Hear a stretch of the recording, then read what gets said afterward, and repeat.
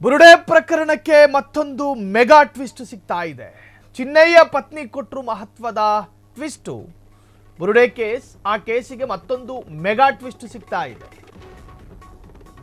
ಚಿನ್ನಯ್ಯ ಪತ್ನಿ ಕೊಟ್ಟರು ಮಹತ್ವದ ಟ್ವಿಸ್ಟ್. ತಿಮರೋಡಿ ಟೀಮ್ ವಿರುದ್ಧ ಸ್ಫೋಟಕ ಆರೋಪ. ಚಿನ್ನಯ್ಯನ ಪತ್ನಿ ಕೊಟ್ಟಿದ್ದು. ಚಿನ್ನಯ್ಯನನ್ನ ರಕ್ಷಿಸಿ ಹೆಗ್ಗಡೆ ಮೊರೆ ಹೋದ ಪತ್ನಿ. ನಿಮ್ಮ ದಮ್ಮಯ್ಯ ಅಂತೀವಿ ಹೆಗಡೆಯವರೇ, ನನ್ನ ಗಂಡನ್ನ ಉಳಿಸಿ, ನೀವಂದ್ರೆ ನಮಗೆ ಇಷ್ಟ, ಮಂಜುನಾಥ ಸ್ವಾಮಿ ಮೇಲಾಣೆ. ಒಂದು 3 ತಿಂಗಳಿಂದ ಹಿಂಗಿರಲಿಲ್ಲ ಈ ಪರಿಸ್ಥಿತಿ, ಈ ಹೇಳಿಕೆ.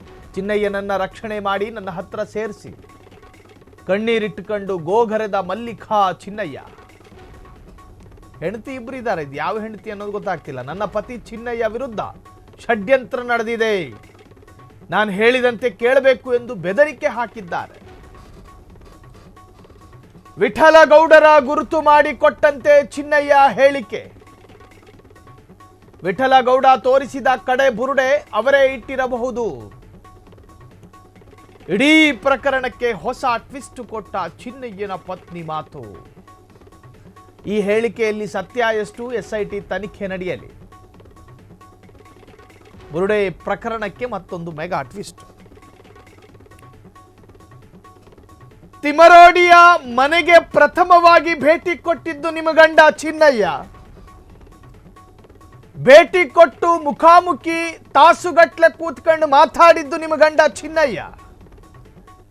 ಅಲ್ಲಿಷ್ಟು ಬುರುಡೆಗಳು ಸಿಗ್ತಾವೆ, ನಾನು ತೋರಿಸ್ತೀನಿ. ಇಲ್ಲೊಂದಷ್ಟು ತಲೆಕಾಲುಗಳು ಸಿಗ್ತಾವೆ, ನಾನು ತೋರಿಸ್ತೀನಿ.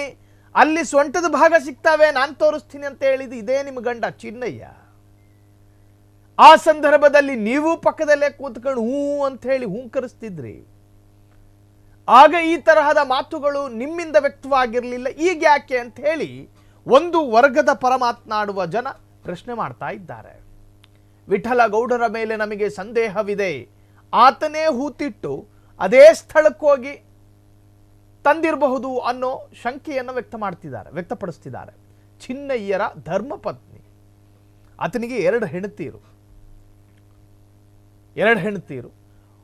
ಒಬ್ಬರ ಜೊತೆ ಲಿವಿಂಗ್ ಟುಗೆದರ್ ಆಗಿ ಇದ್ರು ಎನ್ನುವಂತಹ ಮಾಹಿತಿ, ಇನ್ನೊಬ್ಬರು ಅಧಿಕೃತವಾಗಿ ಮದುವೆ ಆಗಿದ್ದಾರೆ ಎನ್ನುವಂತಹದ್ದು.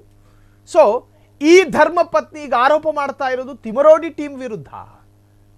15 ದಿನ ಅಲ್ಲೇ ತಿಂದು, ಬೆಳಿಗ್ಗಿಡ್ಲಿ, ಮಧ್ಯಾಹ್ನ ರೈಸು, ರಾತ್ರಿ ಏನೋ ಬೇಕು ಅಂತ ಹೇಳ್ತಿದ್ರಂತೆ ಚಿನ್ನಯ್ಯ. ಅವೆಲ್ಲ ವ್ಯವಸ್ಥೆಗಳನ್ನು ತಿಮರೋಡಿ ಮನೆಯಲ್ಲಿ ಮಾಡಿಕೊಡ್ತಾ ಇದ್ರು. ಆತನ ದೇಹ ಹೆಂಗಿದೆಯೋ ಆ ದೇಹದ ಗಾತ್ರಕ್ಕೆ ತಕ್ಕನಾಗಿ ಆಹಾರ ಕೇಳೋ ಪದ್ಧತಿ ಆತನದು. ಇಂತಹದ್ದೇ ಬೇಕು ಅನ್ನುವಾಗ ತಿಮರೋಡಿ ಮನೆಯಲ್ಲಿ ಆಹಾರ ಸಿದ್ಧತೆ ಆಗ್ತಾ ಇತ್ತು. ಅದನ್ನೆಲ್ಲ ತಿಂದು ಆಲ್ಮೋಸ್ಟ್ ಒಂದು ಅರ್ಧ ತಿಂಗಳಲ್ಲೇ ಬೆಳೆದಿದ್ದು ಅನ್ಸುತ್ತೆ ಆಹಾರ ತಿಂದು. ಧರ್ಮ ಪತ್ನಿಯು ನಿಕಟ ಸಂಪರ್ಕದಲ್ಲಿದ್ರು ತಿಮರೋಡಿ ಟೀಮಿನ ಜೊತೆ. ಆಗ ಈ ತರಹದ ಹೇಳಿಕೆಗಳು ಇರಲಿಲ್ಲ. ಇದು SIT ತನಿಖೆ ಮಾಡಬೇಕಾಗಿರೋದು. ನೋಡ್ರಿ, ಇಲ್ಲಿ ನಮಗೆ ತಿಮರೋಡಿ ಸರಿ, ಈ ಭಾಗ ಸರಿ ಇಲ್ಲ, ಈ ತರದ ವಾದ ನಮಗಿಲ್ಲ. ಅರ್ಧ ಗಂಟೆಗೆ ಹೇಳಿಕೆಗಳು ಬದಲಾಗ್ತಾ ಇದಾವಲ್ಲ, ಈ ಗೊಂದಲ ಆಗಬಾರದು. ಈಗ ಮತ್ತೆ ಧರ್ಮಪತ್ನಿಯನ್ನ SIT ತನಿಖೆಗೆ ಒಳಪಡಿಸಿ ಈ ಹಿಂದೆ ಒಂದು ಹೇಳಿಕೆ ಕೊಟ್ಟಿದ್ರಿ, ಈಗೊಂದು ಹೇಳಿಕೆ ಕೊಡ್ತಾ ಇದ್ದೀರಿ. ಆಭಾಸದ ಪರಮಾವಧಿ ಅಲ್ಲ ಇದು. ಯಾಕೆ ಈ ತರಹದ ವೈರುಧ್ಯ ಬರ್ತಾ ಇದೆ ನಿಮ್ಮ ಹೇಳಿಕೆಯಲ್ಲಿ? ಸೊ ಚಿನ್ನಯ್ಯನ ಧರ್ಮಪತ್ನಿಯ ಹೊಸ ಟ್ವಿಸ್ಟ್ ಇದು. ತಿಮರೋಡಿ ಟೀಮ್ ವಿರುದ್ಧ ಸ್ಫೋಟಕ ಆರೋಪ. ಚಿನ್ನಯ್ಯನನ್ನ ರಕ್ಷಣೆ ಮಾಡಿ ಅಂತ ಕೇಳ್ಕೊಂಡಿದ್ದು ಯಾರ ಜೊತೆ? ದೇವ್ರ ಜೊತೆ ಅಲ್ಲ, ಹೆಗ್ಗಡೆಯವರ ಮೊರೆ ಹೋದಂತಹ ಧರ್ಮಪತ್ನಿ.